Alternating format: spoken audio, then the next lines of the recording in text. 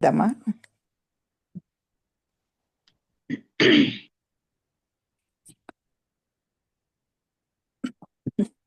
ముందుగా మన అందరి పరమగురు బ్రహ్మశ్రీ పత్రిజీ మరి స్వర్ణమాల్ మేడం గారికి శతకోటి వందనాలతో ఈ అద్భుతమైన అవకాశం ఇచ్చిన మరి మెడిటేషన్ ఎవ్రీవేర్ అనే ఈ యొక్క జూమ్ నడిపిస్తున్న మహనీయులందరికీ కూడా ఆత్మాభివందనాలతో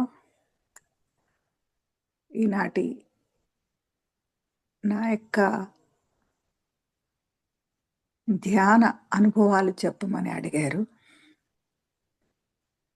తప్పకుండా షేర్ చేస్తాను. అయితే ముందుగా వాయిస్ ఓకేనమ్మా? మంచిగుందండి, మంచిగుంది. Thank you. ఇలాగే స్టార్ట్ చేసేద్దాం.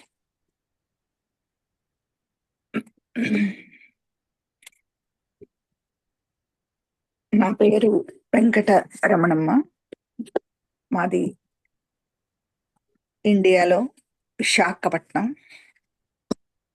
మేము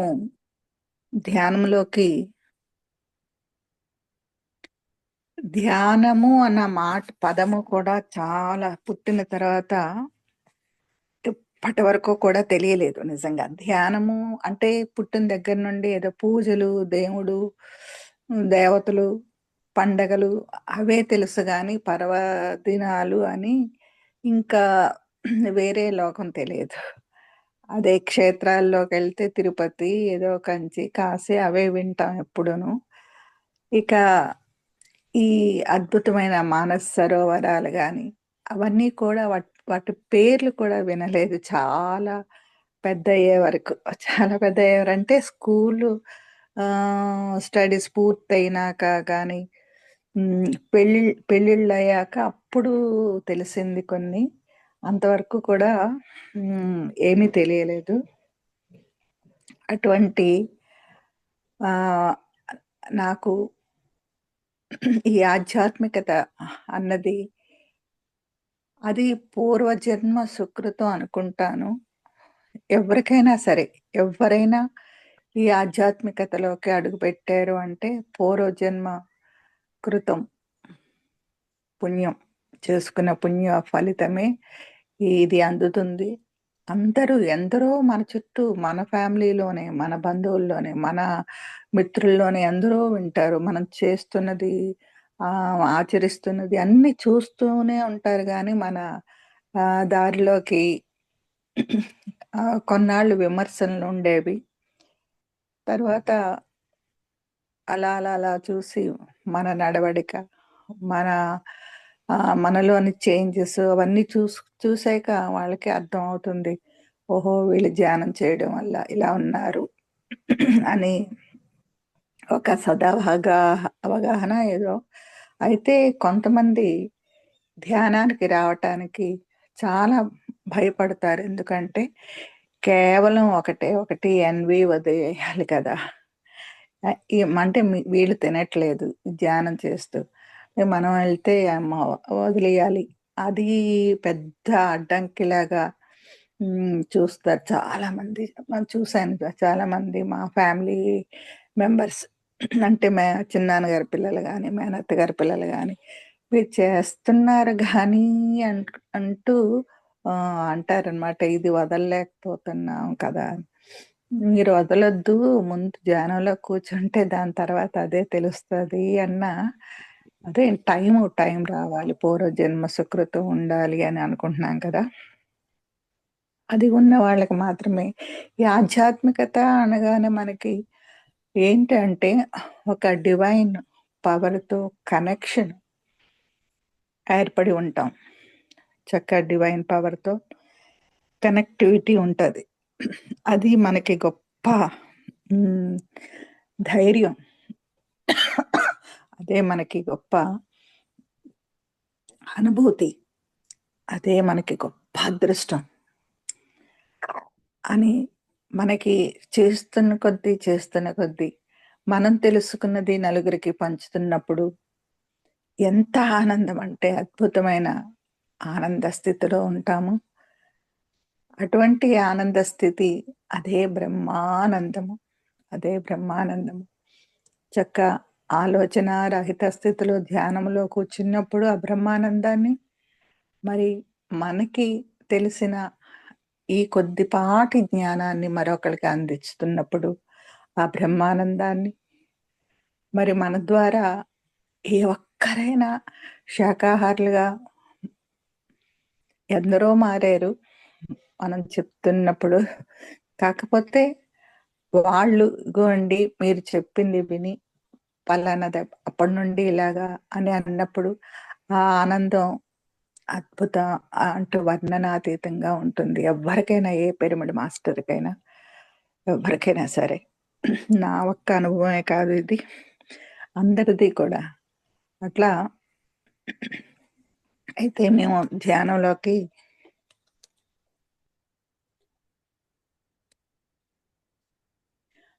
1997 జూలై అంటే 97లో ఇంకా జూలై వరకు కాదు. స్టార్టింగ్‌లో డాక్టర్ జీకే ద్వారా మా బాబు అంటే అనంత్ అంటే అతని ద్వారా మాకు ఇంట్లోకి ధ్యానం అనేది తెలిసింది. దానికి ముందు దా ఇంకా ఇంకా 97 కాకుండా ఇంకా ముందుకెళ్తే 96 గాని, 95 అనుకుంటాను. స్వామి సుందర చైతన్య గారి ప్రవచనం. అంటే భగవద్గీత ప్రవచనాలు చెప్తుండేవారు. మాకు వైజాగ్‌లో బుల్లయ్య కాలేజ్ గ్రౌండ్స్‌లో. ఇప్పటిలాగా మనకి ఫోన్‌లు, మెసేజ్‌లు అలా ఏమీ ఉండేవి కాదు. కాకపోతే ప్రతి ఆటోకి రిక్షాల వెనకాల ఆ యొక్క పా ఆ యొక్క వాల్ పోస్ట్ ఆ యొక్క పోస్టల్స్ అంటించబడేవన్నమాట. పలానా డేట్‌లలో సుందర్ చైతన్య గారి ప్రవచనం భగవద్గీత అని. అంటే ఏంటి ఆహ్, వెళ్ళాం. వెళ్ళడం జరిగింది. విన్నప్పుడు అక్కడ కూడా అతను ఒక్కసారి కూడా ధ్యానం అనే పదం వాడకుండానే చెప్పారు. వారికి రాదు ధ్యానమని చేయించడం గాని, ధ్యానం కానీ చైతన్యము కృష్ణ పరమాత్మ ఇది మాట్లాడతారాయన. చైతన్యము, చైతన్యము కృష్ణ పరమాత్మ అంటే ఆహ్, ఆ వాయిసు స్మూత్‌గా చాలా అద్భుతంగా ఉంటుంది. ఆ స్వామీజీది. ఆ పాట పాడిన అంటే మనకి ఇంకా చెవులకి ఆహ్, అమృతం. మరి మనసుకి ఆహ్లాదంగా పిట్ట కథలతో అతను చెప్పే ప్రవచనం వింటుంటే, ఆహా! భక్తి అంటే ఇది కదా! అని అనిపిస్తూ ఉంటదనమాట. అయితే అలాగా విన్ వినడం అంటే అప్పుడు ఈ పూజలు, ఈ ఇవి కాదు. ఇది ఏదో ఉంది. ఒక అద్భుతమైన ఆహ్, అది ఏంటో తెలీదు. దాని పేరు మనకు తెలీదంతే. ఏదో ఒకటుంది అది తెలుసుకోవాలి. అది తెలుసుకోవాలి అన్న తపనొకటే ఉండేది. అయితే ఆ తపనకి తోడయింది ఏంటంటే, మా పెద్దబ్బాయి వాళ్ళ ఫ్రెండు ద్వారా మన రామకృష్ణ పరమహంస మఠంకి రోజు వెళ్తుండడం. హారతి టైంకి ఎక్కడున్నా పరుగు పరుగున వెళ్ళడం హారతికి. అక్కడేమో భగవద్గీత అంటే అక్కడ నేర్పిస్తారు. చదవటం అదీను. అట్లా ఉండేది. అప్పుడు నాకు ఈ లోపల ఒక తపన అంటే ఏదో ఉంది తెలుసుకో అదేంటో కూడా మనకు తెలీదు. గానీ ఒక వెలితి తెలిసేది. ఆ వెలితి ఎలా ఫుల్‌ఫిల్ చేయాలో తెలిసేది కాదు. అట్లా అతను అంటే ఈ అబ్బాయి నేను మా అబ్బాయి నేను హ్మ్. మనం తెలుసుకోవాలి అన్నట్లు మాట్లాడుకొని ఒకసారి దేని నుండి తెలుసుకుంటామంటే కేవలం మనకి హోలీ బుక్ భగవద్గీతే గాబట్టి భగవద్గీత నుండి తెలుసుకోవాలనుకుని అతను ఇంగ్లీష్ మీడియం మా అబ్బాయి కాబట్టి ఒక ఇంగ్లీష్ భగవద్గీత అతనికి, నాకొక తెలుగు భగవద్గీత పట్టుకొని కొద్ది రోజులు ఒక్క వారం కూడా కాదేమో అలా కొంచెం ఎక్సర్సైజ్ చేశాం. చేసిన తర్వాత అప్పుడు ఒకసారి ఏంటయిందంటే, ఎందుకంటే ఈ ఎక్స్‌పీరియన్స్ నేను ఆల్రెడీ చాలా సార్లు చెప్పి ఉన్నాను. అయినా సరే చెప్పుకోవాలి. ఎందుకంటే ఆహ్, మేము శాకాహారులుగా మారిన తర్వాతనే ధ్యానంలోకొచ్చాం. ధ్యానం అన్న సంగతి ఇంకా తెలీదు అప్పటికి. అప్పటికి తెలీదు గానీ, మేము మాంసాహారం తినే కుటుంబంలోనే పుట్టాము. ఎవ్రీ డే ఉండేది. ఒక్క సాటర్‌డే తప్ప. అంత పిచ్చి ఉండేది. మా అమ్మగారింట్లో. నా పెళ్ళవ్వకముందు. ఇక్కడికి వచ్చిన తర్వాత అప్పుడప్పుడు అలా మొత్తం మీద విడిచిపెట్టలేదు. గానీ అలా ఉంటుండగా ఈ భగవద్గీత ఒక తపన లోపల రావడం, ఆ తపన ప్రకారం భగవద్గీతని ఆశ్రయించడం, అతను రామకృష్ణ పరమహంస మఠానికి వెళ్ళటం, ఇవన్నీ జరుగుతూ ఉండగా, ఒకసారి ఈ పండగలలో సడెన్‌గా పండగలంటే సంక్రాంతి, కనుమ, పెద్ద పండగ అవన్నీ లైన్‌గా వస్తాయి కదా! ఆ లాస్టు కనుమ రోజునో ఈ ఎన్‌వీలవి చేస్తారు కదా! అటువంటి రోజప్పుడు టక్కుమని ఆ అబ్బాయి అనౌన్స్ చేసాడు. నేను ఈ రోజు నుండి తినను అని లేచిపోయాడనమాట. లేచిపోతే ఆ రోజు మా అత్తగారు అన్ని రకాలు తయారు చేశారు. అది "ఏట్రా ఇవాళ మానేస్తున్నావు" అన్నట్టు మా మరిదిగారాళ్ళు "అదే ఇవాళ తిను రేపటి నుంచి మానిద్ది గాని" అనుకుంటూ వాళ్ళు బలవంత పెట్టడం. నేను తిన్నగాక తిననని లేచిపోయి తర్వాత నా దగ్గరకొచ్చి చెప్పాడు. అది మనం భగవద్గీత చదువుతున్నాం కదా! భగవద్గీత పట్టుకొని మళ్ళీ ఇదెందుకు తింటున్నాము అని అడిగాడనమాట. అంటే నాకు కూడా ఇష్టం తిన్న అలవాటు బాగాను. అందుకు నేను చెప్పాను. మానేయండి అన్నట్టుగా నాతో అన్నాడని మానేద్దాము అని. నేను మానేశాను అని. అంటే నీకు ఎవరో చెప్పారు నువ్వు మానేసావు. నాకు ఎవరో చెప్పని అప్పుడు నేను మానేస్తాను. అని అంత పెంకితనంగా, పొగరుగా చెప్పాను సమాధానం. ఎందుకంటే చిన్న పిల్లాడు కదా! నన్నే నన్నేం చేయలేడు. అంటే ఇంక ఆ పొగరు అప్పుడు అలా ఉండేదనమాట. అలాగా చెప్పేసరికి సరే అనుకున్నాడు. పాపం వెళ్ళిపోయాడు. ఏమంటాడు నాతో ఇంక వాదించడు కదా! అట్లా అయింది. అయిన తర్వాత అది జరిగిన ఒక వారం, 10 రోజుల్లో ఒక చక్కటి కలొచ్చింది. కల ఏంటి అంటే, ఇది ఎందుకు చెప్తున్నానంటే పదే పదే చెప్తున్నాను ఈ ఎక్స్‌పీరియన్స్. ఎందుకు అంటే శాకాహారులుగా మారడానికి శాకాహారులుగా అంటే ఇది చాలా మందికి పడుతుందనే అభిప్రాయంతోనే చెప్పడం జరుగుతుంది. అయితే ఒకసారి కల ఏంటంటే కల్లోని ఒక రిక్షా, రిక్షా నిండా చిన్న చిన్న పిల్లలున్నారు. ఒక పెద్ద క్యారియరు నేనున్నాను. ఆ రిక్షా అతను ఇసుక దిబ్బ పైకి రిక్షాని లాగుతున్నాడనమాట. రిక్షా లాగుతుంటుంటే ఈ క్యారియరు పడిపోయింది. పడిపోయిన వెంటనే నేను కిందకి దిగి మోకాళ్ళ మీద అంటే ఇలా కూర్చుంటాం కదా! అట్లా కూర్చొని ఒక పీస్ అంటే ఈ గిన్నెలు బోర్లా పడ్డాయి. గిన్నెల్లోని అన్నాలు అవి లేవు. అన్నీ మనం ఇవి తినేవే ఇవే ఉన్నాయన్నమాట. ఈ ఐటెమ్స్. ఒక పీస్ పట్టుకొని ఉఫ్ ఉఫ్ ఉఫ్ ఉఫ్ అని ఇసుకని ఊదేస్తున్నాను. ఊదినప్పుడు ఆహ్, పైనుండి నా భుజం మీదకి ఒక చెయ్యి వచ్చి, "వద్దు, వద్దు. నీకు ఇప్పటి నుండి అది వద్దు" అని చెప్తున్నారు. చెప్తే అమ్మ బాబోయ్! ఈ చెమటలు పట్టేసాయి. తెలివొచ్చింది. టక్కుమని లేచి కూర్చొని, నేను చెప్పాను కదా! నీకెవరో చెప్పారు. నువ్వు మానేసావు. నాకెవరో చెప్పని నేను మానేస్తానని అంత పెంకితనంగా చెప్పిన సమాధానంకి ఎవరో చెప్తున్నారు. "వద్దు, వద్దు. ఇక నుంచి అది వద్దు నీకు" అని.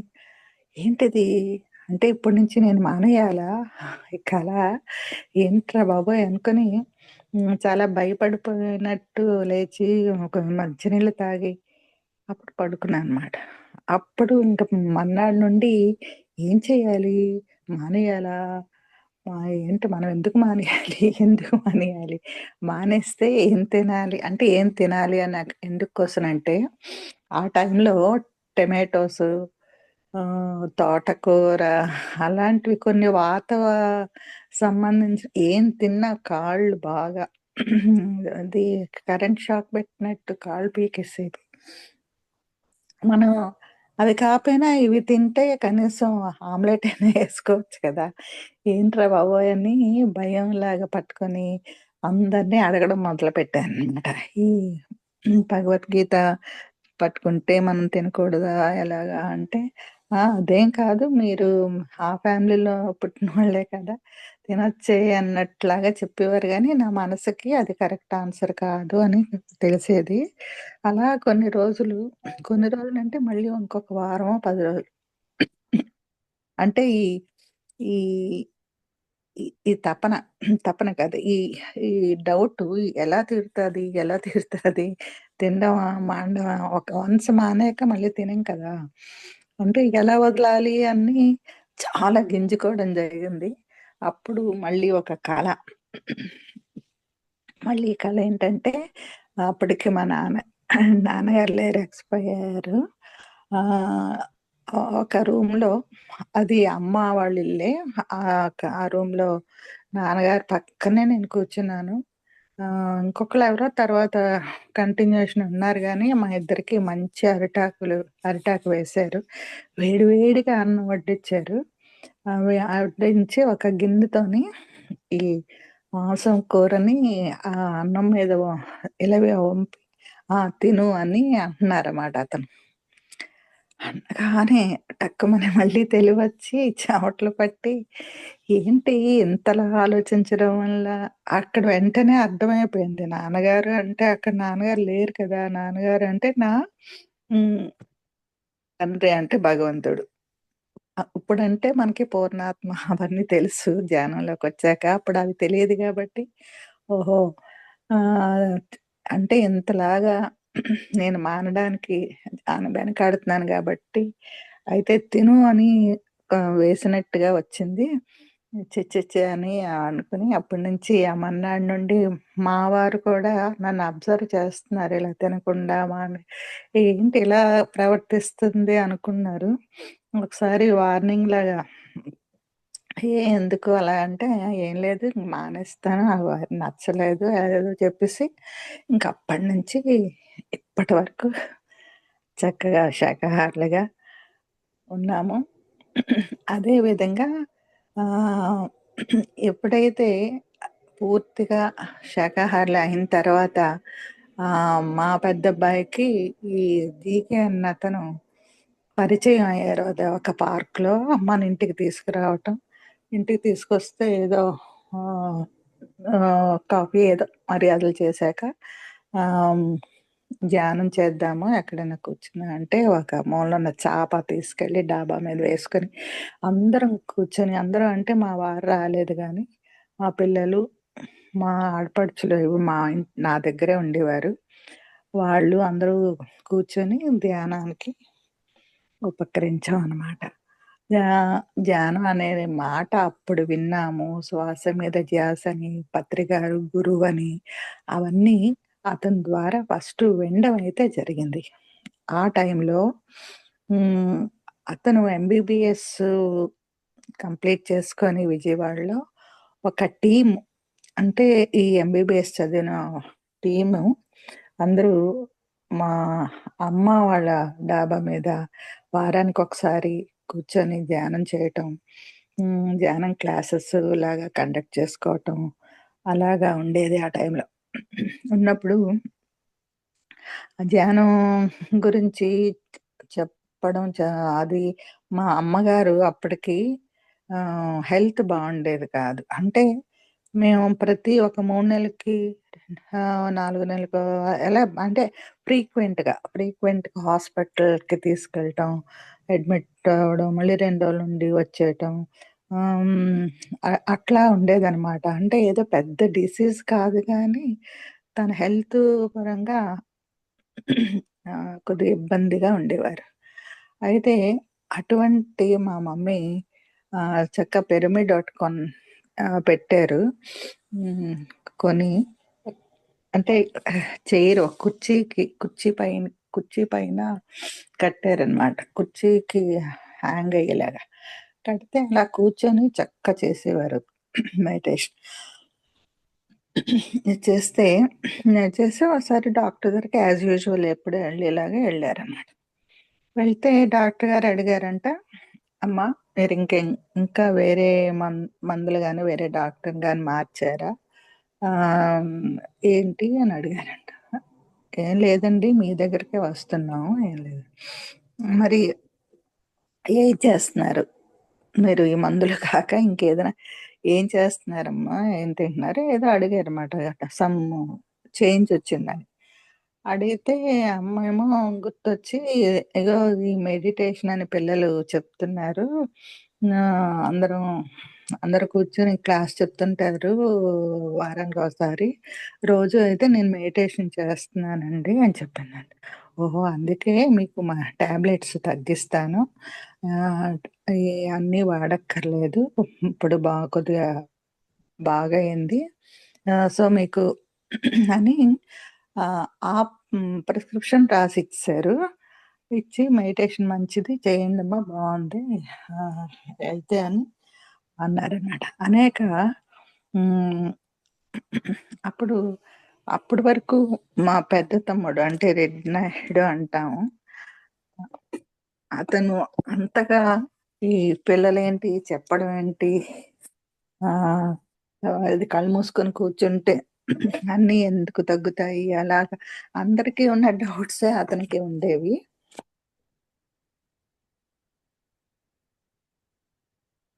అలాగా కొన్నాళ్ళు నమ్మలేదు ఫస్టు. నమ్మకలేదు గానీ, ఎప్పుడైతే మా మమ్మీ డాక్టర్ గారు ఇలా అన్నారు, ఏం చేస్తున్నారు? అలా ఇలా అడిగారు. అవన్నీ చెప్పేసరికి, ఓహో! ధ్యానంలో అయితే ఏదో ఉంది.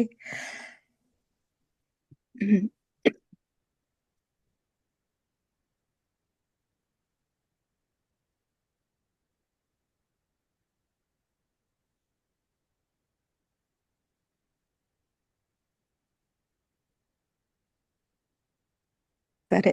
అయితే ధ్యానం కానీ ఇంకా అతను కూడా కూర్చోవటం మొదలుపెట్టారు. అలాగా మేము ఆరుగురం అక్క చెల్లెళ్ళం, ఇద్దరు అన్నదమ్ములు. మా చిన్న తమ్ముడు చేసేవారు. అతనికి అంటే ఇంక నో డౌట్ అనమాట. అదే ధ్యానం మీద ఎటువంటి డౌట్ అయితే లేదు. చేయడం. ఆహ్, కొత్త కొత్త అనుభవాలు అవన్నీ బావుండేవి అతనివి. అలాగా మాకు ఐదో చెల్లి ఉండేది. తనెప్పుడు కూర్చున్న గోల్డెన్ బుద్ధ, గోల్డ్ పాత్ ఆహ్, అలా మంచి థర్డ్ ఐ మాస్టర్ ఆ అమ్మాయి. తనకి సారు హ్మ్. గోల్డెన్ బుద్ధ పేరు కూడా పెట్టారు.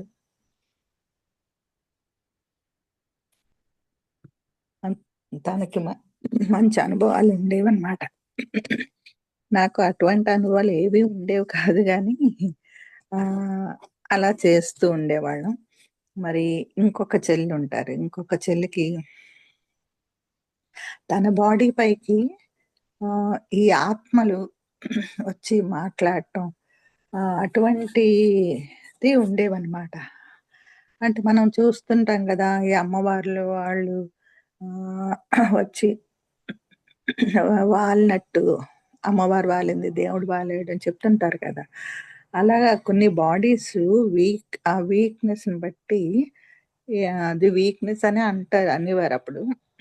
బట్టి అలా అవుతాయి అని. అలాగా తను కూడా మంచి మాస్టరు.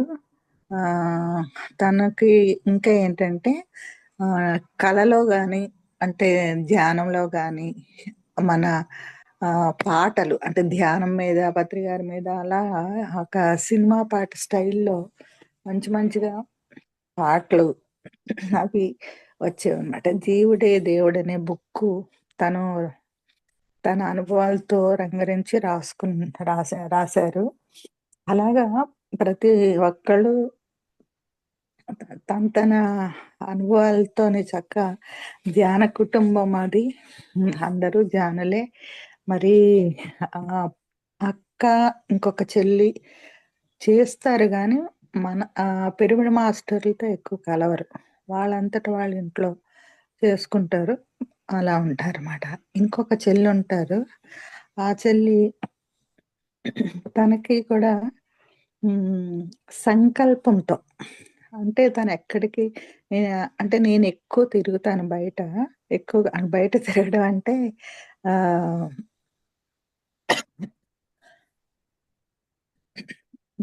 బయట తిరగడం అంటే మన పిరమిడ్స్ కట్టేటప్పుడు డొనేషన్స్‌కి మరి పత్రిగారు వస్తున్నారు అంటే కార్యక్రమం చేయటానికి డొనేషన్స్ ఇలాంటి వాటికి ఎక్కువ పార్టిసిపేట్ చేసేదాన్ననమాట. వర్క్ లాగా రోజు తయారవ్వడం, వెళ్ళడం. అంటే మాకు తర్వాత ధ్యానంలోకి వచ్చే సంగతి ఇంకా తర్వాత చెప్తాను. నేను ధ్యానంలోకి వచ్చిన తర్వాత పత్రిగారు 9 మందితో ఒక ట్రస్ట్ ఏర్పాటు చేశారు. మహిళా ట్రస్ట్ అని. మహిళా ట్రస్ట్‌లో నేను కూడా ఒక మెంబరు. అలాగే వీర జగదీశ్వరి మేడం అని, మణి గారు అని, రత్నకుమారి గారని, ఇందిరా లక్ష్మి గారు, వాణి, రేవతి గారు, ఇలాగా సత్యవతి గారు, ఇలాగా ఒక 9 మెంబర్స్ మేము అందరం. అయితే ఈ 9 మెంబర్స్‌తోనే 9 మెంబర్స్‌గా అంటే ఎందుకు ఫార్మ్ చేశారంటే ఒక పిరమిడ్ కోసమని చేశారు. వైజాగ్ పిరమిడ్ రావాలని. తర్వాత దానికంటే ముందు మాడుగుల్లో మంచిగా వీర జగదీశ్వరి మేడం వాళ్ళ స్థలంలో కట్టడం. కట్టేటప్పుడు ఆవిడతో తిరిగేదాన్ని. ఎందుకు? మేడం రండి నేను ఒక్కదాన్నే కదా! అని అన్నీ వాళ్ళకి తెలిసిన చుట్టాలందరి దగ్గరికి డొనేషన్స్‌కి, మన పిరమిడ్ మాస్టర్ల దగ్గరికి అలాగా వెళ్ళడం జరిగేది. తర్వాత టైల్స్‌కి ఒకసారి డోన్ అనే ఊరికి వెళ్దాము అన్నారన్నమాట. అది కొన్ని జిల్లాలు దాటాక ఉంది. అయితే ఆ మేడం ఫోన్‌లోని మనం ట్రైన్‌లో వెళ్దామా? కార్‌లో వెళ్దామా మేడం అని అడిగారు. అంటే అది ఎంత దూరం ఉందో, ఏంటో ఏమీ తెలియకుండా కార్‌లో వెళ్దామండి. కార్‌లో వెళ్తే మనం ఎక్కడికెళ్ళాలనుకున్నా ఎళ్ళొచ్చు. మళ్ళీ ట్రైన్ అది అంటే మళ్ళీ అక్కడ తిరిగేటప్పుడు మనకి అలాగే గొప్పగా చెప్పాను. చెప్తే తీరా అలాగే అని ఒక మేస్త్రి కట్టే అతను అతన్ని కూడా తీసుకొచ్చారు. డ్రైవరు, నేను నలుగురు అలా కార్‌లో అది చాలా దూరం కొన్ని జిల్లాలు దాటి వెళ్ళామనమాట. అంటే అప్పుడు అన్నాను, "అయ్యో! మీరు నన్నలా అడిగారు. నేనేదో నోటికొచ్చినట్టు చెప్పేసాను. ఇంత దూరం అని తెలీదు కదమ్మా!" అంటే చాలా పెట్రోల్ అవుతది కదా! డీజిలో, పెట్రోలో ఏదో వే వేసేవాళ్ళం అనమాట. అయితే పర్వాలేదులెండి అనుకోని మొత్తం మీద ఇక్కడ జరిగిందేంటంటే మొత్తం టైల్స్ షాపులుంటాయి. టైల్స్ అన్ని రకాలు. అది ఎవరు చెప్పారో ఆవిడకి. వెళ్ళి అతన్ని అడగడానికని వెళ్తే, ఎవరినైతే అడగడానికి వెళ్తున్నామో, అతను ఆ నైటే మేము ఎళ్ళేసరికున్నారు. గానీ ఆ నైట్ వాళ్ళు ఒక ఊరెళ్తున్నారు. అది మనకి తెలీదు కదా! హ్మ్. అలా అమ్మ మీరు ఇగో ఇక్కడ ఉండొచ్చు. మేమొచ్చేస్తాం మళ్ళీ ఏదో అని చెప్పారు. వెళ్ళిపోయారనమాట. వెళ్తే మర్నాడు ఆహ్, ఆహ్, ఎవరైతే పిరమిడ్ దగ్గరుంటారో అతన్ని తీసుకొని అవన్నీ షాపులే మొత్తం లైన్‌గా ఆ టైల్స్‌వి. ఒక దగ్గరికెళ్ళాం. ఒకతని దగ్గరికి. వెళ్ళి నేను ఇద్దరం కూర్చున్నాము. మేస్త్రి అతను నిలబడే ఉన్నారు. కూర్చొని మేడమేమో మొత్తం పిరమిడ్ సంగతి, దాని ఉపయోగాలు, దానికి ఇలాగా టైల్స్ అవన్నీ చెప్పారన్నమాట.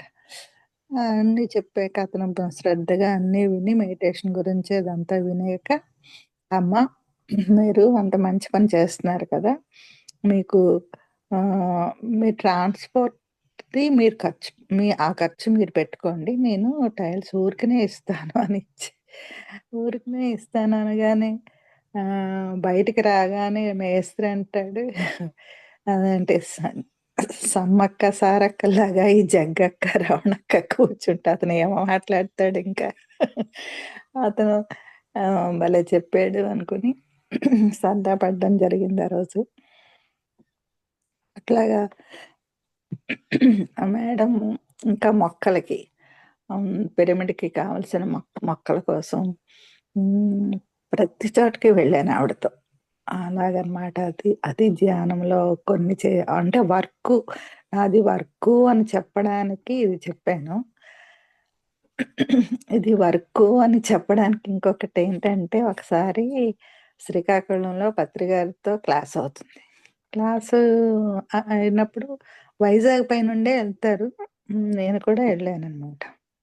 సార్‌తో ఎళ్ళాను. పత్రికతో వెళ్ళిన తర్వాత క్లాస్ అయిపోయింది. ఆ డాబా మీద హ్మ్. ఉయ్యాల లాంటిదుంది. ఒక చెక్క ఉయ్యాల ఉంటది కదా! స్టాండ్ ఉయ్యాల. దాంట్లో కూర్చున్నారు పత్రిగారు. ఆహ్, ఆ ఇంటావిడ అంటే ఆ క్లాసు అక్కడ కండక్ట్ చేసిన వాళ్ళనమాట. వేడి వేడిగా పకోడీ చేసి పైకి పంపారు. పంపితే నేను పత్రిగారే ఉన్నాం. ఇంకెవ్వరు లేరు ఆ డాబా మీద. నేను గతంలో దానికంటే ముందు నాకు ఇలా అనుభవాలేమీ రావు చూడటానికి. వీళ్ళందరూ ఇన్ని చెప్తుంటారు కదా! ఇది కనిపించింది, అవి కనిపించాయి, ఈ దేవుడు, ఆ దేవుడు ఇయన్నీ చెప్తుంటారు. నేనేంటి నాకు మెడిటేషన్ చేయడం రావట్లేదా? ఏంట్రా బాబోయ్! అనుకునేదాన్ననమాట. అనుకుని పత్రిగారిని ఇప్పుడు ఈ డాబా మీద కాకుండా ఇంకా ముందు ఒకసారి అన్నాను. నా తల మీద ఒకటి ఇలా చెయ్యేసి అనండి. నాకేమో మెడిటేషన్ కుదరట్లేదు. నేను సరిగ్గా కూర్చోట్లేదేమో.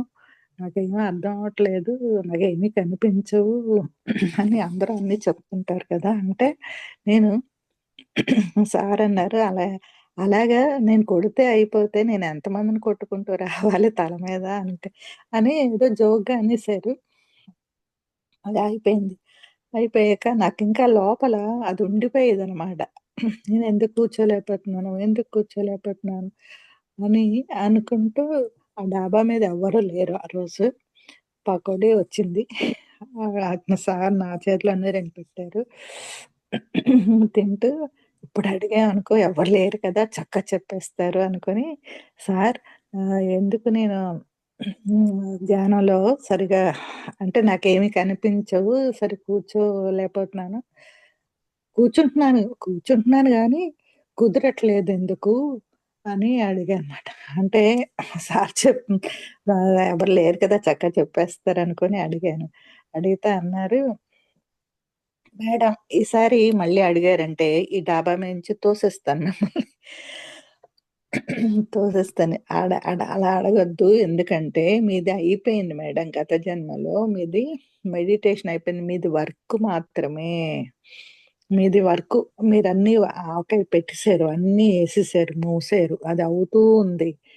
అంతేగాని దాని గురించి అడగొద్దు. మీది వర్కు అని చెప్పారు. అవునా అనుకోని ఇంకప్పటి నుంచి ఓకే. మనకు కుదరాలనుకుంటే కుదురుతది. ఏదైతే అదవుతది. మనం నేను మట్టుకు ఈ విశ్వ కళ్యాణంకి మన వంతు పని చేసుకుంటూ వెళ్ళడమే అని నిర్ణయించుకోవడం అయింది. నాకు తెలిసిన పత్రికారు చెప్తారు. ఏ తెలిస్తే ఏ చెప్పు, బి తెలిస్తే బి చెప్పు. నాకు తెలిసిన జ్ఞానాన్నేమో నేను అందించుకుంటూ ఈ విధంగా నా ప్రయాణం సాగేదనమాట. అయితే పత్రికారి పరిచయమే నేను చెప్పలేదు. ఇప్పుడు చెప్తాను. అయితే అలాగా మేము ధ్యానానికి ముందు ఎప్పుడైతే శాకాహారులుగా మారామో, తర్వాత పత్రిగారొస్తున్నారు. ఇలాగా మనం ఒక క్లాస్ కండక్ట్ చేయాలి అని చెప్పినప్పుడు, మా వారు ఆహ్, ఇచ్చారు. ఒక 10,000 కట్ట మా బాబు చేతిలో పెట్టారు. గానీ ఆ గురువుగారిని ఇంటికి తీసుకురావడం అది చెయ్యొద్దు. ఇంటికి తీసురావద్దు అని కండిషన్ అలా అట్లా ఇచ్చారనమాట. మీరేదో చేసుకుంటే చెయ్యండి గానీ అంటే అతన్నెక్కడ ధ్యానం చేయమని అడుగుతామో అని. ఏదో మరి తెలీదు. అతని డౌటేంటో తెలీదు. దానికి ముందైతే ఏ పాంప్లెట్ గాని, బుక్ గాని ఏది తీసురానిచ్చేవారు కాదు. అలా చాలా జాగ్రత్తగా మా అంతట మేమే అలా ధ్యానం చేస్తూ వెళ్ళేవాళ్ళం. గానీ ధ్యానం మంచిది అన్న స్పిరిచ్యువల్ రియాలిటీ చిన్న పాంప్లెట్ ఉండేదనమాట. అది అతని ఆఫీస్ రూమ్‌లో ఒక కబోర్డ్‌కి అంటిచ్చారు. అది మంచిది అని తెలుసు గాని అతను చెయ్యరట. అదొక వింత. అతను అది నీకే, నీకే, మీకే అనేవారు. మీకే అనుకుంటూ అతను ఎంకరేజ్ చేసేవారు ఎక్కడికైనా వెళ్ళడం, మనీ ఇవ్వడం అవన్నీ, అవన్నీ ఓకే.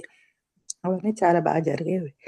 అయితే పత్రికారు ఇక అప్పుడొస్తారు. ఎప్పుడంటే అది 97 జూలై 7థ్ ఏదో మనం ఇక్కడ సుబ్బలక్ష్మి కళ్యాణ మండపం అని ఒకటి తీసుకొని, మా బ్రదర్ వాళ్ళ ఇంటి దగ్గర ఒక 300 మెంబర్స్‌కి వంటలు చేయించారు. ఎందుకంటే మా ఇంట్లో నేనొక్కదాన్నే. ఇతను అంత సపోర్ట్ కాదు. సో, మా బ్రదర్ వాళ్ళ ఇంట్లో అయితే మా మరదళ్ళు, మా చెల్లెళ్ళు కూడా స్వతంత్రంగా ఉండొచ్చు. ఆళ్ళింట్లో అన్ని వంటలు చేశారు. చేసి అక్కడికి వెళ్ళామనమాట. అది ఫస్ట్ టైము ఆ మహాత్ముడిని చూసే భాగ్యం. అయితే అందరిని మెడిటేషన్‌లో కూర్చోబెట్టారు. అయితే మనం చేస్తున్న కార్యక్రమం గాబట్టి నేనొక పట్టు చీర కట్టుకున్నాను. కట్టేసుకొని హడావిడిగా మన ఇంట్లో పెళ్ళైతే మనం ఎంత హడావిడిగా తిరిగేస్తామో, అలాగా మనదే కదా! మరి చేసే పని. మేమే చేస్తున్నాం గాబట్టి ఆహ్, పట్టు చీర కట్టుకొని హాయిగా అటు ఇటు తిరిగేస్తూ చేస్తున్నాను. అలా అబ్జర్వ్ చేశారు గారు. టైంకి కరెక్ట్‌గా టైంకి వచ్చారు, కూర్చున్నారు. ఫస్ట్ మా అబ్బాయిని పిలిచారు. ఆహ్, అనుభవం చెప్పించారు. "ఏ గూటి పక్షులు ఆ గూటికి చేరుతాయి" అని చెప్పారు అప్పుడు. అయిన తర్వాత ఆహ్, నెక్స్ట్ నన్ను ఉద్దేశించి అంటే ఈ పట్టు చీరలు ఎలా తయారవుతాయో, ఎన్ని వేల పట్టు పురుగుల్ని చంపుతారు. అంటే చంపడం అంటే వాటిని అంటే వాటి నుండి ఈ పట్టు అన్నది ఎలా వస్తదో అదంతా ఎక్స్‌ప్లెయిన్ చేశారు. అంటే ఒక విధంగా అహింస, శాఖ అంటే హింస ఆ హింస చూడే కదా చెప్తారెప్పుడును హింస చేయకూడదు. అహి అహింస మీద ఒక చక్కని కాన్సెప్ట్ ఆ రోజు ఈ పట్టు పురుగుల ద్వారా పట్టు చీరల మీద చెప్పారు. అప్పుడు నేను మా పట్టు చీరలన్నీ తీసి మూటగట్టి ఓ పక్కన పెట్టి, ఎందుకో కంచిలోని ఏదో చక్రంకి పట్టు చీరలు కావాలని తర్వాత వినడం, ఇవన్నీ కలెక్ట్ చేసి ఇచ్చేసాననమాట. ఇచ్చి గద్వాల్ చీరలు కొనుక్కున్నాను. అలాగా కొన్నాళ్ళు పట్టు చీరలకి గుడ్ బై చెప్పడం జరిగింది. అంటే ఫస్ట్ టైము నేను విన్న కాన్సెప్ట్ పట్టు పురుగులతో ఎన్నో పట్టు పురుగులు ఇదైతేనే గాని పట్టు చీర రాదు అని అప్పుడు చెప్పడం జరిగిందనమాట. అలాగా పత్రికారితో ఫస్ట్ పరిచయం అయిన తర్వాత ఇంకా అలా జర్నీ సాగుతూ వచ్చింది. పత్రి గారు అప్పుడప్పుడు వస్తూ ఉండేవారు. వైజాగ్ వచ్చినప్పుడల్లా రెడ్డి నాయుడు గారింట్లో అంటే మా బ్రదర్ వాళ్ళ ఇంటికి ఎక్కువ రావడం, అప్పాజీ గారింటికి తర్వాత రావటం. అలాగా చాలా మందిది సారు సారొచ్చినప్పుడల్లా అందరం వెళ్ళేవాళ్ళం. ఇప్పుడు ఇంతమంది ఉన్నారు. ఎక్కడికక్కడ చాలా మంది మెడిటేటర్స్ తయారయ్యారు గానీ, అప్పుడు చాలా తక్కువ మంది. వేళ్ళ మీద లెక్క పెట్టొచ్చు అలా అంత అంత తక్కువ మంది ఉండేవారనమాట. అయితే సారొచ్చినప్పుడు ఒక రూమ్ నిండా మేమే కూర్చున్నాము. అతను ఈ మూవ్‌మెంట్ బీఎస్ఎస్ఎం మూవ్‌మెంట్‌ని ఎలా ముందుకు తీసుకెళ్ళాలి, దాన్ని ఒక ప్రణాళిక అన్నీ అందరికీ ఆహ్, చెప్పడం జరిగేది. అయితే అప్పట్లో ఒక్కొక్క ఊరికి ఒక్కొక్క పత్రిక ఉండేది. మనది ధ్యానసాగరం అని వైజాగ్‌కి, ధ్యాన విజయం అని విజయవాడ, ధ్యాన ఆధోనికి, ధ్యాన జ్యోతి అని, ధ్యాన లహరి అని తిరుపతి, అలాగ ధ్యాన అన్ని ఒక్కొక్క ఊరికి ఒక్కొక్క పత్రిక మాసపత్రిక నడిచేదనమాట. అలాగా ఆ టైంలో అంటే అది దాని గురించి డిస్కషను ఆహ్, అవన్నీ అందరికీ చెప్తున్నారు. నేను ఆ రూమ్‌లో కొద్దిగా వెనక్కి చివరగా కూర్చున్నాననమాట. అప్పుడు అనుకున్నాననమాట అందరిని పిలిచి ఒక్కోటి చెప్తుంటే అయ్యయ్యో! ఈ జన్మేట్రా బాబు! ఆడ జన్మ చదువు లేదు, ఏమీ లేదు. ఎందుకు పనికొస్తాం? నాకేమి చెప్పట్లేదు పత్రి గారు.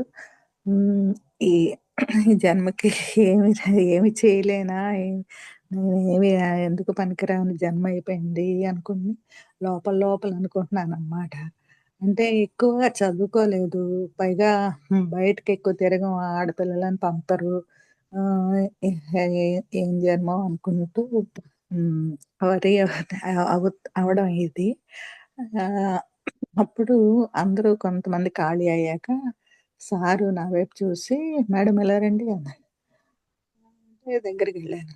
వెళ్ళిన తర్వాత, "మీరు స్కూల్స్‌కెళ్తారా? స్కూల్స్‌కెళ్ళి పిల్లలకి ధ్యానం చెప్పగలరా? చెప్తారా?" అని అడిగారు. అంటే ఇంక చిన్న పిల్లలకి కదా! హాయిగా ఎళ్ళొచ్చు అని వెంటనే హ్యాపీగా ఊకెట్టాను.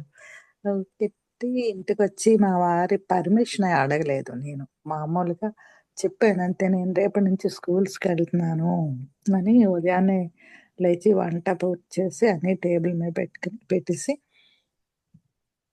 అలాగా పత్రి గారు ఫస్ట్ టైము అంటే ఆ స్కూల్స్ అన్నది స్టార్ట్ చేయించారా అనిపిస్తది. ఎందుకు అంటే ఇంకొకటి సంఘటన చెప్తాను. నా చేత చేయించారా అని అనిపిస్తది. అలాగా నేను కొన్ని స్కూల్స్ చక్కగా చేశాను. అలా స్కూల్స్ జరుగుతున్న టైంలో ఆహ్, పిరమిడ్ అంటే తిరుపతి సొసైటీ వాళ్ళు ఆశ్రమాల టూర్ అని వేశారు. ఆశ్రమ టూర్‌లని అన్ని ఊర్లకి మాస్టర్‌లకి సందేశం పంపారనమాట. పంపితే అప్పుడు ఆ ఆశ్రమాల టూర్‌కి మా ఫ్యామిలీలో మా బ్రదరు మేమందరం ఎళ్ళాము. వెళ్ళినప్పుడు మనకి జీకే వాళ్ళ ఫాదరు అప్పాజీ గారు.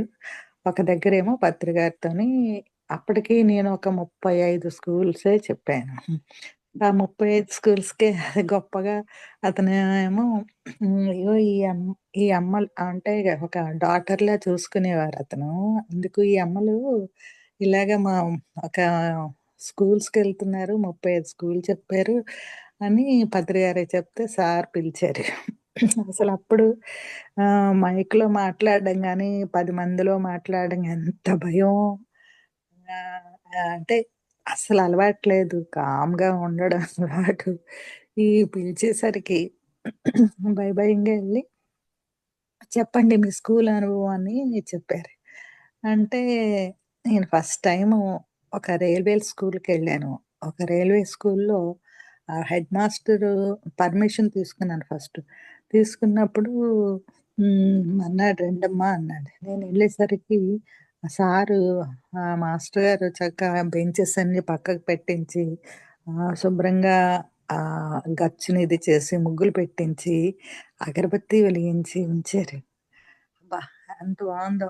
ఇప్పుడు పిల్లలందరినీ కూర్చోపెట్టి చక్కగా ధ్యానం గురించి, ఆ లాభాలు, ఎలా కూర్చోవాలో అవన్నీ చెప్పాక ధ్యానమయ్యాక వచ్చే అనుభవాలు ఇలా ఇలా ఉంటాయి సుమా అని లైట్ వెయిట్ అవ్వడం, అంటే బాడీ హెవీ అవ్వడం అవన్నీ ఉన్నాయి కదా! మనకి కలర్స్ కనిపించడం, ఏంటి సూక్ష్మ శరీరం బయటికి విడుదలవ్వడం, మనకి కొండలు, కోనలు ఇవన్నీ ఒక ఎక్స్‌పీరియన్స్‌లున్నాయి కదా! అవన్నీ చెప్పి చేస్తే చాలా ప్లీజ్ అయ్యారనమాట అందరూను. అప్పుడు నాకు మంచి అంటే ధైర్యం చెప్పగలను అనే ధైర్యం వచ్చి, మా ఇంటి చుట్టూ అంటే ఆ ఏరియాకి దగ్గరగా మనం నడిచెళ్ళి వచ్చేయొచ్చు. అలాగ వంట చేయడం, ఎళ్ళడం, ముందు రోజు పర్మిషను ఒక 4, 5 స్కూల్స్‌కి తీసుకోవటానికి తిరగడం, మర్నాడెళ్ళి వాటిల్ని కంప్లీట్ చేసుకురావడం. ఇలాగా ఒక 100 స్కూల్స్ అయ్యాయి. అప్పుడు పత్రి గారొచ్చారు.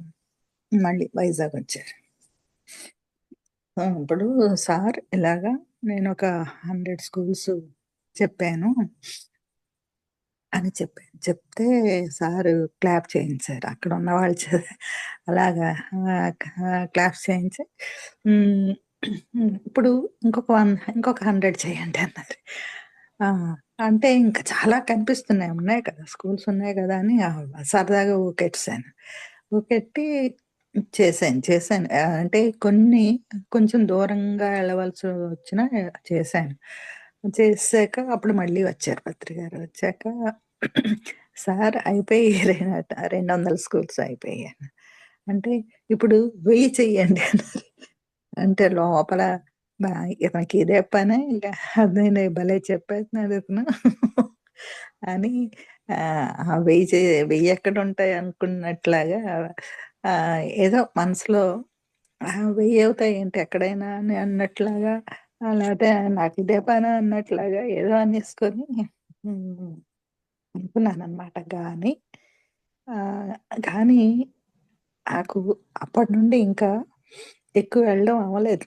ఎలాగంటే మా పెద్ద బాబుకి మ్యారేజ్ కుదరడం. అలా అయిన తర్వాత అప్పాజీ గారు ఒకసారి "అమ్మ మీరు ఇన్ని స్కూల్స్ ఎళ్లారు కదా! మనం డీఈఓ గారి దగ్గరికెళ్ళాలి" అన్నారు. ఎందుకండి అంటే ఒక లెటరు తయారు చేయించి తయారు చేసి ఇమ్మందాము. ఇప్పుడు ఎందుకు లెటర్ ఎందుకండి? ఎళ్తే ఎవరు నో చెప్పట్లేదు. అందరూ బానే చెప్పించుకుంటున్నారు అంటే, మీకయింది అలాగా ఇప్పుడు మన మగపిల్లలు వాళ్ళు ఈళ్ళు ఎళ్తారు గదా! అందరికీ అలా పర్మిషన్ ఇవ్వరు. ఒక లెటర్ ఉండాలి కదా! అంటే అయితే పదండి అని అప్పుడు డీఈఓ గారి దగ్గరికెళ్ళాం. డీఈఓ గారి దగ్గరికెళ్ళి ఆఫీస్‌కి వెళ్ళి అతనితోని ఇలాగా స్కూల్స్‌లో ధ్యానం చెప్తామండి. మీ నుండి లెటరు చూపిస్తే ఎక్కడ నో అనకుండా అవుతది కదా! అని అడిగితే అతనన్నారు, "ఎవరు నో చెప్పారు? ఎవరు నో చెప్పరు. ఆహ్, మీకు మీకు స్కూల్ లిస్ట్ ఇస్తాను. కిందన జిరాక్స్ ఇది షాపుంది.